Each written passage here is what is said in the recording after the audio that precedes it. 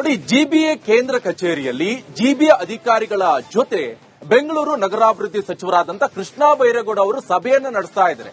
ಕಾರಣ, ನಗರದಲ್ಲಿ 64,000 ಸಸಿಗಳನ್ನ ನೆಡುವಂತಹ ನಿಟ್ಟಿನಲ್ಲಿ ಈ ಸಭೆ ನಡೀತಾ ಇದೆ. ಯೋಜನೆಯಲ್ಲಿ ಇನ್ ಕೇಸ್ ಏನಾದರೂ ಕಳ್ಳಾಟ ಮಾಡಿದ್ರೆ ಅಂತವರ ವಿರುದ್ಧ ಕಠಿಣ ಕ್ರಮಕ್ಕೂ ಕೂಡ ನಿರ್ಧಾರ ಮಾಡಲಾಗಿದೆ. ಅಧಿಕಾರಿಗಳಿಗೆ ಸಚಿವ ಕೃಷ್ಣ ಬೈರೇಗೌಡ ವಾರ್ನಿಂಗ್ ಕೂಡ ಕೊಟ್ಟಿದ್ದಾರೆ. ಬೆಂಗಳೂರಿನಲ್ಲಿ ಬೆಂಗಳೂರು ಅಭಿವೃದ್ಧಿ ಸಚಿವ ಕೃಷ್ಣ ಬೈರೇಗೌಡ ವಾರ್ನಿಂಗ್ ಕೊಟ್ಟಿದ್ದಾರೆ. 64,000 ಸಸಿ ನೆಡುವ ಯೋಜನೆ ಬಗ್ಗೆ ಜಿಬಿಎ ಕೇಂದ್ರ ಕಚೇರಿಯಲ್ಲಿ ಜಿಬಿಎ ಅಧಿಕಾರಿಗಳ ಜೊತೆ ಚರ್ಚೆಯನ್ನು ನಡೆಸಲಾಗ್ತಾ ಇದೆ. ಇನ್ ಕೇಸ್ ಏನಾದರೂ ಈ ಯೋಜನೆಯಲ್ಲಿ ಕಳ್ಳಾಟ ಆಡಿದ್ರೆ ಅಂತವರ ವಿರುದ್ಧ ಕಠಿಣ ಕ್ರಮವನ್ನ ಕೈಗೊಳ್ಳಲಾಗುತ್ತೆ ಅಂತ ಗೊತ್ತಾಗ್ತಾ ಇದೆ.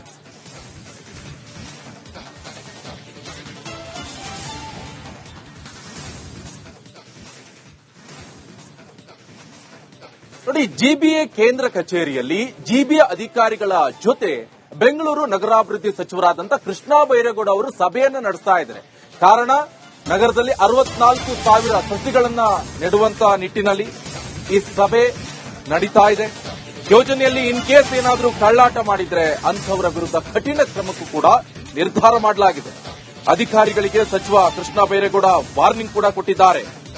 ಬೆಂಗಳೂರಿನಲ್ಲಿ ಬೆಂಗಳೂರು ಅಭಿವೃದ್ಧಿ ಸಚಿವ ಕೃಷ್ಣ ಬೈರೇಗೌಡ ವಾರ್ನಿಂಗ್ ಕೊಟ್ಟಿದ್ದಾರೆ.